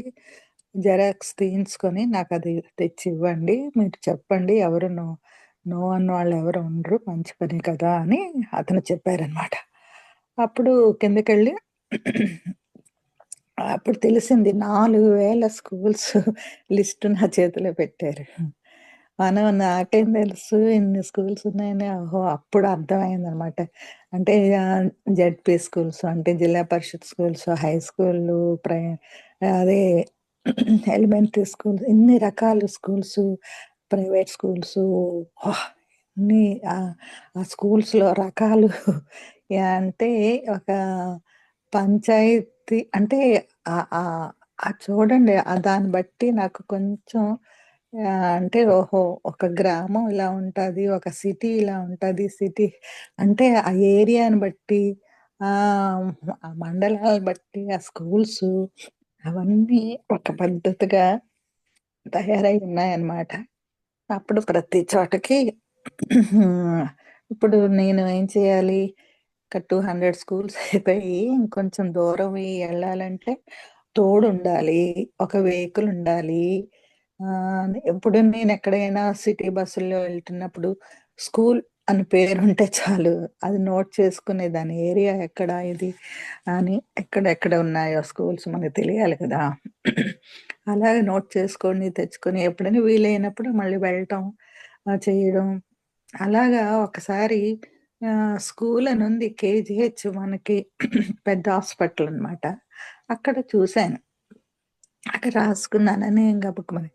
తీరా ఒక ఎండప్పుడు వెళ్ళిపోయాననమాట ఒక్కదాన్నిని. వెళ్ళిపోతే అది నర్సింగ్ స్కూల్. నర్సులు కనీసం నర్సులైనా లేరు గానీ బోర్డుంది. ఓర్ని అనుకోని ఇంకా అలాగా అలా అంత పిచ్చిగా తిరిగేదాన్ననమాట. చూసి ఆహా! ఇది ఆ మంచి ఎండలు అంటే ఎండాకాలం ఏమో గుర్తులేదు. మంచి ఎండప్పుడే అప్పుడు మళ్ళీ బుద్ధిగా ఇంటికొచ్చి అప్పుడు రిక్షాలు, ఆటోలు ఉంటాయి. తిన్నగా ఇంటికొచ్చి మళ్ళీ రెస్ట్ తీసుకొని అలాగా స్కూలు అన్న పేరు ఎక్కడ చూసినా మున్సిపాలిటీ ఎద్దు, చెత్తను చూసి ఆగిపోయినట్టు నేను ఆ స్కూల్ బోర్డ్ చూస్తే చాలు అది రాసుకునేదాన్ని. ఏరియా ఏంటి? ఎక్కడుంది? వెళ్ళడం, పర్మిషన్ తీసుకోవటం. తర్వాత నాకు రత్నకుమారి గారని మా కొలీగ్ నాకు ఆ మేడం పరిచయం అవటం. "మీరు స్కూల్స్‌కెళ్తున్నారు కదా! నేను కూడా వస్తాను మేడం" అని ఆవిడ కూడా అనటం. నాతో ఆవిడకి కారుందనమాట. ఆ డ్రైవరు తో వచ్చేవారు. మేము కొంచెం భీమిలి అవి అని అంటే వైజాగ్‌కి కొద్దిగా చాలా కొంచెం దూరం. ఆ ప్లేసెస్‌కి వెళ్ళేటప్పుడు ఫుడ్ అయితే తయారు చేసేదాన్ని. వేరు వేరు బాక్సుల్లో ఆవిడకి, నాకు, డ్రైవర్‌కి, మాతో ఇంకా ఎవరైనా వస్తే వాళ్ళకి ఫుడ్ తయారు చేసి పట్టుకొని ఎళ్ళేదాన్ననమాట. వెళ్ళేవాళ్ళం. అది కొన్ని స్కూల్సు మార్నింగ్ సెక్షన్‌లు అయిపోయాక ఏదైనా చెట్టు కింద కూర్చొని చక్కా పిక్నిక్ లాగా భోజనం ఏదో చేసి, మళ్ళీ మధ్యాహ్నం సెషన్స్ చూసుకొని బుద్ధిగా ఇంటికొచ్చేవాళ్ళనమాట. వాళ్ళది కారు వాళ్ళది. మేడం వచ్చేసరికి నేను రెడీగా ఉండేదాన్ని. అలాగా కొన్ని రోజులు అద్భుతంగా జరిగాయి. అలాగే మేడం గారితోని కూడా ఊర్లకి వెళ్ళాము. జగదీష్ మేడంతోని కొన్ని ఊర్లకి వెళ్ళాము. యాత్రలు యాత్ర అని కాదు మన పిరమిడ్ మాస్టర్లు టూర్‌లు. అమర్నాథ్ అని, భూటాన్ అని ఇవన్నీ అలాగా తిరగడం జరిగింది. ఆహ్, ఇంకా ఎన్నెన్నో హ్మ్. అద్భుతాలు. ఇప్పటికి అప్పటి నుండి ఇప్పటికి కూడా చక్కగా ఇక్కడికి నేను ఏప్రిల్ 10థ్ ఈ ఇయర్ వచ్చాను. వచ్చాక ఫస్ట్ వర్జీనియాలో క్లాస్ అని అనుకోకుండా ఒకళ్ళతో వెళ్ళటం.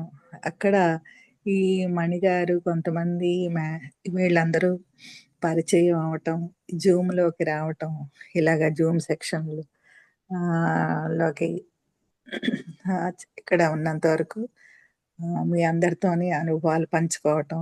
ఇదంతా కూడా ఒక అద్భుతం. అద్భుతంగా జరుగుతుంది. తర్వాత ఆహ్, కొన్ని బుక్స్ తీసుకొచ్చాను. చిన్న చిన్నవి జ్ఞానశక్తి అని. అవి మా కోడలు వాళ్ళతోటి టెంపుల్స్‌కెళ్ళినప్పుడు, వాళ్ళ ఫ్రెండ్స్ ఇంటికెళ్ళినప్పుడు అలా ఇస్తూనే ఎప్పుడూ ఇస్తాను. ఎప్పుడూ యూఎస్ వచ్చినా నేను ఈ మెటీరియల్ అయితే కొంచెం తెచ్చుకొని అలాగా ఎక్కడెక్కడికి ఎళ్తుంటామో వాళ్ళకి పంచడం అన్నది నేను ఇది సిక్స్త్ టైమ్ నేనిక్కడికి రావటం. ఇప్పుడు ఆరోసారి. మా మనవరాళ్ళిద్దరూ, బాబు ఇంకొక రెండో బాబుకి బాబు. ఈ 3 డెలివరీలప్పుడు నేనే వచ్చాను. వాళ్ళ అమ్మగారు రాలేదు. అవి కాక 2 సార్లు మామూలుగా వచ్చాను. అలా వచ్చినప్పుడల్లా ఈ క్లాసులయితే కండక్ట్ చేస్తూ చక్కగా అద్భుతంగా జర్నీ అయితే జరుగుతుంది. టైము టైం 10 అవుతున్నది. అన్ ఓకే. ఓకే. నాకు హెల్త్ ఇష్యూస్ అంటే పెద్దగా ఏమి ఎప్పుడు అంత భయంకరమైనవి ఏమీ లేవు. కాకపోతే 16 2016 2016కి 15 సమంగా గుర్తులేదు. అప్పుడు అమర్నాథ్ యాత్రకి అని కిషోర్ గారు జగదీష్ మేడంకి, సత్యవతి గారికి, నాకు ఫోన్ చేస్తున్నాడనమాట. అమ్మా మీ అందరూ రండి అమర్నాథ్ యాత్రకి అని అంటే, నాకు ఆ యాత్ర టీవీలో చూసేటప్పుడు ఏం యాత్ర అది అప్పుడు అంత కష్టపడి అదేంటి మిలిటరీ ఫోర్స్ అవన్నీ చూస్తుంటాం కదా, ఏంటది అంత కష్టపడి వెళ్ళాలా ఆ గుహకి, అందరూ పిచ్చోళ్ళు ఎలా వెళ్తున్నారో అనుకునేదాన్ని అనమాట. అనుకుని అదేంటి ఆవిడ పిలిచారు, జగదీష్ మేడం అన్నారు మనం వెళ్దామా అన్నారు.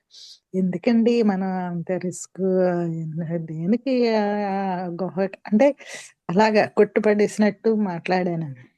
ఎందుకండి ఏం వెళ్ళక్కర్లేదండి, అలా కాదు మనం ఎన్నో ప్లేసులు చూస్తున్నాం కదా, అలాగే అదేను అమర్నాథ్ ఎందుకు వెళ్ళలేము వెళ్దాం అన్నారు. అంటే నిజంగానే మా ఫ్యామిలీ మెంబర్స్ ఒక పెళ్ళి ఉందన్నమాట ఇంట్లో. పెళ్ళుంది వాళ్ళు వదిలేసి వెళ్ళిపోయింది అనుకుంటారండి అంటే, పెళ్ళిళ్ళు అవి ఇంకా అది ఉన్నారు కదా బాబు కోడలు వాళ్ళు చూసుకుంటారు మీరు రండి అనుకుంటూ ఆవిడ ఆర్డర్లా చెప్పారు.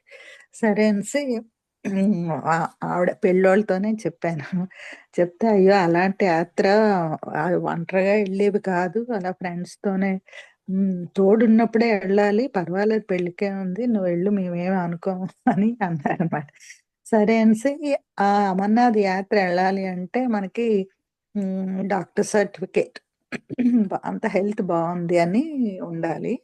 దానికి కేజీహెచ్కి వెళ్ళి టెస్టులు చేయించుకుని ఏదో కొన్ని వారాలు పేర్లు ఇచ్చారనమాట, డాక్టర్స్ పేర్లు. వెళ్ళాం. వెళ్తే వాళ్ళు సత్యవతి గారు, నేను, జగదీష్ మేడం వెళ్తే వాళ్ళిద్దరూ ఆ, కొన్నింట్లో ఓకే పాస్ అయిపోయారు. నేను చివరికి ఎంజియోగ్రామ్ టెస్ట్ వరకు వెళ్ళవలసి వచ్చింది. ఆ టెస్ట్లోని వాళ్ళు ఏం చెప్తున్నారంటే మీకు స్టంట్ వేయాలి అంటే అని ఆ టేబుల్ చుట్టూ మూగేశారు. మూగేసి మీకు తెల్ల కార్డు ఉందా అది ఉందా ఇది ఉందా అని అడుగుతూ అంటే నేను టక్కుమని దిగేశాను, బెడ్ దిగేసి అదే మీ ఇంటికి వెళ్ళి ఆలోచించుకొని చెప్తానులేండి అని చెప్పేసి తిన్నగా ఇంటికి వచ్చి మా చిన్న అబ్బాయిని తీసుకొని అక్కడ చిట్టుపంతులు డాక్టర్ గారని పెద్ద ఆయన ఉంటారు ఆ ఊర్లో వైజాగ్లో, అతని దగ్గరికి వెళ్ళి ఇలాగ నేను ఇలాగ అమర్నాథ్ యాత్ర వెళ్దాం అనుకుంటే టెస్ట్ ఇలా చూపించింది అని అన్నాను. అంటే అతను అన్నారు, మా మిషను రాంగ్ చెప్పదు కదా, పోన్లేండి మీరు వెళ్ళగలరు అని. మా అబ్బాయికేమో మీ అమ్మగారికి వెళ్ళాలని కోరుకుంది, సో మీరు అడ్డు పెట్టకండి, మీరు వెళ్ళండి అమ్మా నేను వెళ్ళాను పర్వాలేదు, హెలికాప్టర్ ఎక్కండి అని చెప్పారు, బరువు ఏమి మీరు పట్టుకోకండి ఎక్కువ అని చెప్పారు. సరే అని నా హ్యాండ్ బ్యాగ్ కూడా నన్ను మోయనిచ్చేవారు కాదు నా ఫ్రెండ్స్, చక్కగా వాళ్ళే పట్టుకుని వెళ్ళాము, హెలికాప్టర్తోనే లోనే వెళ్ళాము. అంతా చాలా బాగానే జరిగింది. అమర్నాథ్ దర్శనం అయింది, ఆ పావురాలు చూడడం జరిగింది, అన్నీ జరిగాయి. అంతా బాగానే జరిగాక ముందుగా ఇంటికొచ్చి ఇంకా నేను మర్చిపోయాను అంటే ఈ స్టంట్ సంగతి. అంటే మనకు ప్రత్యేకించి ఏ ఇబ్బంది లేదు, ఆ టెస్ట్ వల్ల తెలిసింది. కాకపోతే అప్పట్లో చిన్న హైట్ నడిచిన ఇలా మాట్లాడుతున్నప్పుడు ఆయాసంలాగా అవన్నీ ఉన్నాయి. అది పెద్ద నేను పరిగణలోకి తీసుకోలేదనమాట. అటుండి వచ్చాక కూడా నేను పట్టించుకోలేదు ఇంకా, మామూలుగా అలా అయిపోతుంటే 2000 ఇంకొక 2-3 సంవత్సరాలకి ఇక్కడున్న ఈ అమెరికాలో ఉన్న అబ్బాయిలు ఇద్దరు ఒకసారి అక్కడికి వచ్చారు వైజాగ్. వచ్చినప్పుడు అంటే రెండో బాబు ఎంబీబీఎస్ చేసాడు, ఇండియాలో చేసి ఇక్కడికి వచ్చాడు. అతను ఫ్రెండ్స్ ఉంటారు కదా అక్కడ, అయితే మమ్మీకి అంటే నా గురించి డిస్కస్ చేసుకున్నారు. చేసున్నప్పుడు స్టంట్ అది ఇంకా పెద్దదయిందా? తగ్గిపోయిందా? ఏదో ఒకటి చూపిచ్చాలి కదా! తెలుసుకోవాలి కదా! అలా వదిలేసే బదులు అని అనేక అపోలోలోనే మా పెద్దబ్బాయికి నాకు ఆల్ టెస్ట్‌లన్నీ చేయించడానికి మనీ కట్టాడు. కట్టి ఇద్దరిని తీసుకెళ్ళాడు. అవన్నీ టెస్ట్‌లవుతున్నప్పుడు నన్ను అడిగాడనమాట. యాంజియోగ్రామ్ కూడా చేస్తారు. చేసేటప్పుడు నిజంగా హోలుంటే హ్మ్. స్టంట్ పెట్టాలి అనుకుంటే ఆళ్ళు పైకొచ్చి మమ్మల్ని అడుగుతారు వెయ్యాలా అని. అప్పుడేం చెప్పారంటే, అప్పుడు ఏమని ఏమైంది? అలాగే అంటే అవుతుంది కదా! ప్రాసెస్‌లో ఉన్నప్పుడు అయిపోతే అయిపోని అని చెప్పానన్నమాట ఈజీగా. అప్పుడు నిజంగానే అది ఆహ్, అదలాగే ఉంది. సో, స్టంట్ పడతాది అని వేయడం జరిగింది. వేశాక నా ఐసీయూలో పెట్టారు. పెట్టినప్పుడు నేను అప్పట్లోనే నాకు అంటే ఇక్కడికి అమెరికా రావటానికి టికెట్ తీశారు. తీసి తీరా టెస్ట్ అది అయింది. స్టంట్ కూడా అయిపోయింది. అయిపోతే ఇంకా అంటే వెంటనే ఎందుకు అంత ప్రయాణం చేయడం, అలాంటి ప్లేస్‌కెళ్ళడం ఇంకా వద్దని మా బావగారాళ్ళు, మా బ్రదరాళ్ళు అనుకున్నారు. డాక్టర్ గారైతే ఏం పర్వాలేదు ఆవిడ ఎళ్ళగలరు, ఎళ్ళొచ్చనే చెప్పారు గానీ, ఇంక వద్దులే అనుకుని వదిలేసామనమాట. అయితే ఆహ్, ఆ స్టంటు అయిన తర్వాత ఈ ఐసీయూలో 2 డేస్ ఉంచి తర్వాత రూమ్‌కిస్తారు అని చెప్పారు. అప్పుడు ఆవేళ నైటు అంటే మార్నింగ్ నుండి మా రెండో బాబు, మూడో బాబు నా దగ్గర అలా ఉండిపోయారు. ఉండిపోతే నేను చెప్పాను, "నాకేం ఇబ్బందిగా లేదు. అందరు నర్సులు చూసుకుంటున్నారు కదా! మీరు ఇంటికెళ్ళి రెస్ట్ తీసుకోండి. నేను మళ్ళీ ప్రొద్దుటొద్దురు గాని నేను బానే ఉన్నాను. వెళ్ళిపోండి" అని చెప్పాననమాట. పర్వాలేదు నా కోసం పైన పాపం కుర్చీల్లో అలా కూర్చొని పడిగాపులు ఎందుకని అలా చెప్పాను. అయితే ఉదయం వచ్చేటప్పుడు ఈ మెడిటేషన్ బుక్స్ ఎప్పుడు అమెరికాకి తీసుకొస్తూ ఉంటాను చిన్నవి. అవి తీసురా దివాకర్ అని చెప్పాననమాట. అవి అవి తెచ్చాడు ఒక కట్ట. తెచ్చి ఇస్తే నేను ఆ జూనియర్ డాక్టర్లకి, నర్సులకి, పేషెంట్లకి అందరికి ఇక్కడ ఇవ్వాల్సినయి అక్కడ పంచాననమాట. అక్కడ పంచితే ఒక అబ్బాయి అంటే జూనియర్ డాక్టర్ నా దగ్గరకొచ్చి, "అమ్మ మీరేం చేస్తుంటారు? ఇదేంటి?" అని అడిగారు. అంటే మేము మెడిటేషన్ చేస్తుంటాము. అంటే ఇవి అందరికి మేము చెప్తుంటాము. మెడిటేషన్‌లో బావుంటది. హెల్త్ పరంగా అన్నిటిగా అలా చెప్పాను. చెప్తే అందుకే మీ ఫేసు చూడండి మీలోని భయం లేదు. చక్కగా ఎనర్జిటిక్‌గా బావున్నారు అని మళ్ళీ డాక్టర్‌తోని హ్మ్. ఏంటంటారు కా అందరి దగ్గరికొస్తారు గదా! డాక్టర్ గారు. వెనకాల జూనియర్‌లు ఆహ్, రౌండ్స్ తిరుగుతారు కదా! రౌండ్స్‌కొస్తారు. ఆ డాక్టర్ వచ్చినప్పుడు అతను సెకండ్ డే అయింది. డాక్టర్ గారు చూసారు. బానే అన్నారు. అలా అనుకున్నాక అన్నారంట, "ఈవిడ్ని మనం రూమ్‌కి మార్చక్కర్లేదు. ఇంటికి పంపించొచ్చు ఇక్కడి నుంచే ఇలాగా" అని చెప్పారంట. రూమ్‌కేం అక్కర్లేదు. ఇంక చేంజ్ చేయక బావున్నారు అని. అనేక అతను అడిగాడనమాట. ఏం చేస్తుంటారు? అవన్నీ అడిగి, డాక్టర్ గారు మిమ్మల్ని అంటే అందరిలో మొహాల్లోని భయం అన్నది అదో రకంగా ఉన్నారు. మీరైతే అలా లేరు. చాలా ఎనర్జిటిక్‌గా చక్కగా ఉన్నారు. పైగా ఈ బుక్స్ పంచుతున్నారు. అని చెప్పి మిమ్మల్నేమో ఇంటికి పంపించేస్తారంట. రూమ్‌కి కూడా మార్చరు అని చెప్పారు. అని చెప్పి ఆవేళ ఆ డే అంతా పట్టింది. ప్రాసెస్ అంతా జరగడానికి. అంటే బిల్ ప్రాసెస్ సాయంత్రంకి వెళ్ళిపోయాం ఇంటికి. అది ఒక మిరాకిల్‌లాగా అంటే స్టంట్ అయితే అయిన తర్వాత మరి ఆళ్ళు చెప్పినట్టు మనం మెడిసిన్ వాడాలి గాబట్టి, ఇవి ఎలా ఉంటాయంటే మెడిసిన్ వాడకూడదు అని కరెక్టే. అంత ధ్యానము, అంత జ్ఞానము ఉంటే అది కరెక్టే. మరి నేను చెప్తున్నాను గదా! తక్కువే చేస్తాను మెడిటేషను. సో, మనకి జబ్బును బట్టి డాక్టర్ ఎలాగైతే ఒక మెడిసిన్ ఇస్తాడో, ఏ డోసులో ఇస్తాడో, అలాగా మనకి ఉన్న స్థితిని బట్టి మనం చేసుకోవాల్సిన మెడిటేషన్ గాని, అదంతా ఉంటది. అది జరగనప్పుడు ఇది కూడా మనకి తోడై ఉన్నా తప్పు లేదు అని నా అభిప్రాయం. అలాగా ఈ అనారోగ్యం అంటూ పెద్దగా ఎప్పుడు ఏమీ కాదు. ఇది కూడా స్టంట్ అంటే పెద్దదే.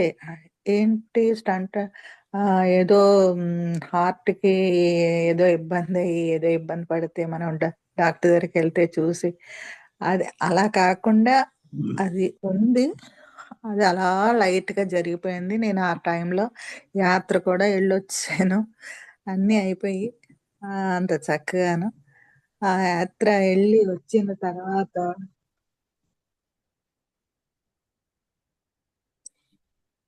ఆహ్, అది ఆ విధంగా జరగడం జరిగిందనమాట. అలాగే ఆహ్, మానస సరోవరం కూడా 2002లో పత్రిగారితో మానస సరోవరం యాత్ర చేశాను. అలాగే 2022లో లాస్ట్ లడఖ్ కూడా వెళ్ళడం అయింది. మధ్యలో ఈ ధ్యాన ప్రచారం కోసం అని మన సింగపూరు పక్కన భూటాన్ ఒకటి చూసాము. భూటాన్ కూడా నంద బాబుతో, నందప్రసాద్ గారితో ఆహ్, వెళ్ళడం అయింది. అదే విధంగా హర్యానాకి కూడా ధ్యాన ప్రచారంకి వెళ్ళాము. పత్రిగారు కొన్ని రోజుల్లో వస్తారు. అక్కడ క్లాస్ చెప్తారు. ఈలోగా మేము ముందుగా వెళ్ళామనమాట. అప్పుడు నాకు హిందీ రాదు. నేను రాను బాబోయ్! అంటే మా వాళ్ళేమో మీరు మీరు రాకుండా ఏంటి? అంటే మీ మాట్లాడొద్దు. మీరు మాతో ఉండాలి అనుకుంటూ ప్రెషర్ ఇస్తే సరే అనేసి 2, 3 సార్లు వెళ్ళాను. కురుక్షేత్రం చూసాము. చాలా బావుంటది. తర్వాత ఈ జింద్ అనే ప్లేస్ అన్నమాట. జింద్ అనే ప్లేస్‌కి పత్రిగారు రావడం. మలేషియా, సింగపూర్‌లో కూడా మేము ధ్యాన ప్రచారంకే వెళ్ళి, ముందుగా ఎళ్ళాము. తర్వాత సార్ రావడం, మళ్ళీ చక్కగా క్లాసెస్ అవ్వడం. అలాగా అది ఆ విధంగా అయింది. అదే విధంగా పత్రిగారితో ఈజిప్ట్ అదొక గొప్ప అనుభవం అన్నమాట. ప్రయాణం. పత్రిగారితో ఈజిప్ట్ ఎలాగంటే, మేము వైజాగ్ కదా!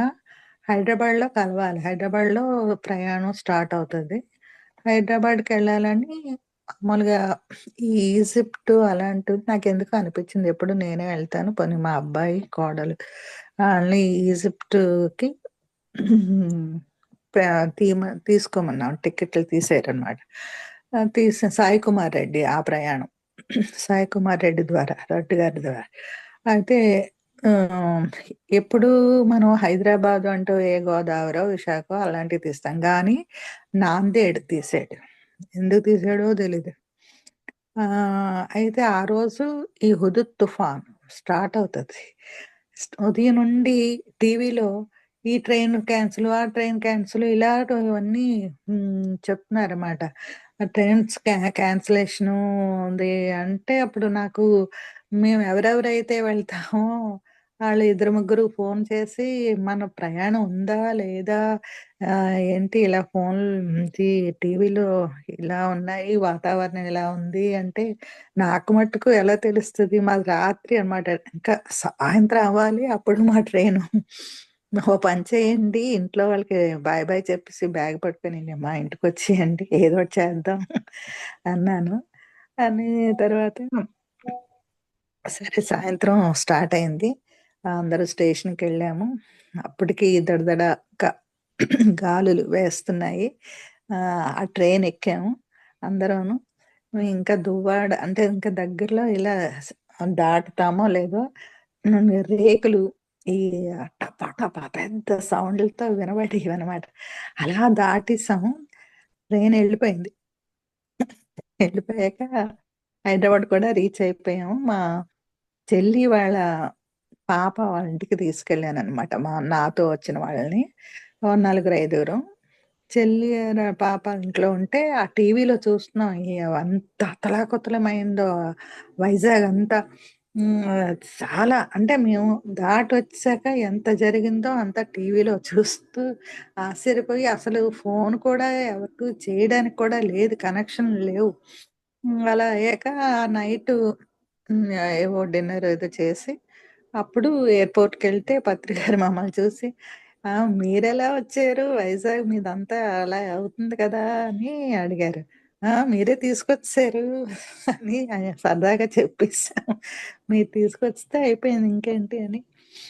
అలాగా పత్రి గారితోని చక్కగా అది ఈజిప్ట్ వెళ్ళినప్పుడు మా అబ్బాయి, కోడలు అంటే ఇంకా కొత్త మన మన పిరమిడ్ మాస్టర్లతో ఎవరితోని కలవరెక్కువ.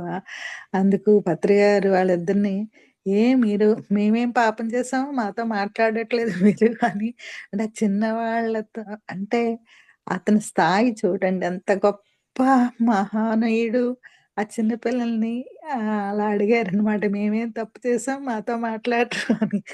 అని అంటే వాళ్ళు భయం కొద్దీ గౌరవం కొద్దీ దూరంగా ఉండేవారు. కానీ పత్రి గారు అనునయంగా వాళ్ళని ఎంతో ఆప్యాయంగా రమ్మనమని దగ్గర కూర్చోబెట్టుకొని ధ్యానం చేసి ఆ క్వీన్ చాంబర్‌కో ఎక్కడికో ఆ పైకి పిలిచారంట. పిలిచి నేనెళ్ళలేదు. అంటే నేను కిందే నేను వేరే చోట కూర్చున్నాను. వాళ్ళని ఎలా ఎళ్తుంటే ఇలా పిలిచి చేత్తో పైకి రమ్మనమని కూర్చోబెట్టి ధ్యానం చేయించారంట. అని చెప్పడం. అంత అద్భుతంగా మహనీయునితో ప్రయాణం జరిగింది. అలాగా ట్రెక్కింగ్ కూడా అలాగే నో ఫుడ్ ట్రెక్కింగ్ అని తిరుపతి వాళ్ళు కండక్ట్ చేశారు. చేసినప్పుడు 3 డేస్ నో ఫుడ్ ట్రెక్కింగ్. అది చాలా మందొస్తే సార్ మేడం కూర్చొని ఆ! నాకిక్కడ క్వశ్చన్. అదే ఆ! వంశీ సార్ కూడా వచ్చారు కదా ఈ నో ఫుడ్ ట్రక్కింగ్ దాంట్లో. వచ్చే ఉంటారు అక్కడ. అదే వాళ్ళన్నీ అది ఎక్స్పీరియన్స్ చెప్పారు. ఏదో తుఫాన్ వచ్చి ఫుడ్ అంతా కొట్టుకుపోయిందని చెప్పారు అందుకని. ఫుడ్డే కాదు, కొంతమంది బ్యాగులే వెళ్ళిపోయాయి. అదే చెప్పండి madam. Sorry to disturb you, చెప్పండి. లేదు, లేదు.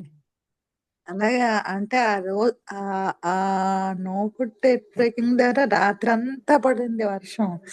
అలా ఒక కొండ అంటే తడుస్తూ అయినా అలా ఉండిపోయాం అందరం. బాగుంది. క్యాంప్ ఫైర్ వేశారు. అట్లాగా అదేంటి ఇంకా అదొక అదొక దాన్నేమంటాము? అదొక లోకం. అదొక లోకం. బండల మీద, చెట్ల కింద అర్ధరాత్రి ఏమొస్తాయి అంటే, ఆ మర్నాడు ప్రొద్దుట ఒక మైక్ పెట్టి అందరిని మాట్లాడింపిచ్చారు. అప్పుడు కొంతమంది ఈ మాస్టర్స్‌ని విజన్స్ చూసే వాళ్ళుంటారు కదా! వాళ్ళందరూ చెప్పారనమాట. వాళ్ళు చెప్పేదేంటంటే, ఆహ్, చుట్టూ మాస్టర్స్ మనల్ని గ అంటే కాపాడారు నిలబడి. మధ్యలో ఈ పిరమిడ్ మాస్టర్లున్నారు చుట్టూ. ఈ మహాత్ములందరూ, ఆంజనేయ స్వామి అలాంటి వాళ్ళు అందరూ కూడా మాస్టర్స్ మనల్ని సేవ్ చేశారు అని. ఎవ్వరికీ అంటే ఒక అడవి ఒక తేలైనా ఉంటది కదా!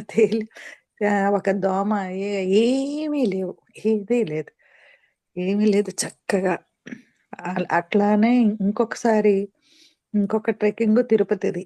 అది చెప్తాను. అక్కడ అది కార్తీక పౌర్ణమి అన్నమాట. అయితే ఆహ్, అది కపిలతీర్థం. కపిలతీర్థం గురించి పేపర్‌లో చక్కగా వేశారు. చక్కగా వేస్తే మా వారు చదివేసి అప్పుడే మా చిన్నబ్బాయిది ఏదో ఎగ్జామ్ అయిపోయింది. ఖాళీగున్నాడు. అది చదివేసి మీ ఇద్దరు కపిలతీర్థం చూసొచ్చేయండట. అదేదో పక్కనుందా? ఇదాయన ఇద్దరం వెళ్ళిపోతామా? ఏదో ఎలా చెప్తారని అంటే ఎక్కడికి పంపించేవారు కాదు. సడెన్‌గా ఏమనిపించిందో ఇద్దరు ఎళ్ళండి అంటే, ఎలా ఎళ్ళిపోతాం అనుకుంటే అప్పట్లో ట్రెక్కింగ్ ఉందంట. ట్రెక్కింగ్ ఉందని మా బ్రదరాళ్ళ ఇంటి ద్వారా ఆళ్ళ ద్వారా తెలుసుకొని మా చిన్న తమ్ముడు, మరదలు, నేను, మా బాబు వెళ్ళాం.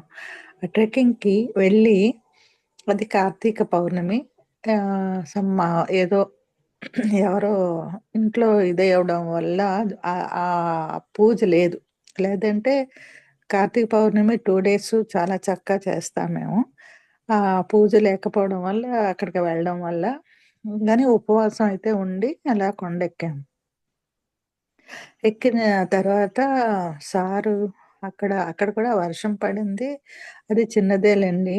ఆహ్, అదేంటది తుంబుర్తి తీర్థం ఏదో తీర్థం మొత్తం మీద అక్కడి వరకు ఎళ్లి, మళ్ళీ తిరిగి వచ్చేస్తున్నప్పుడు ఏంటైందంటే పత్రి గారు "ఏంటి మేడం" అంటే పలకరించారు.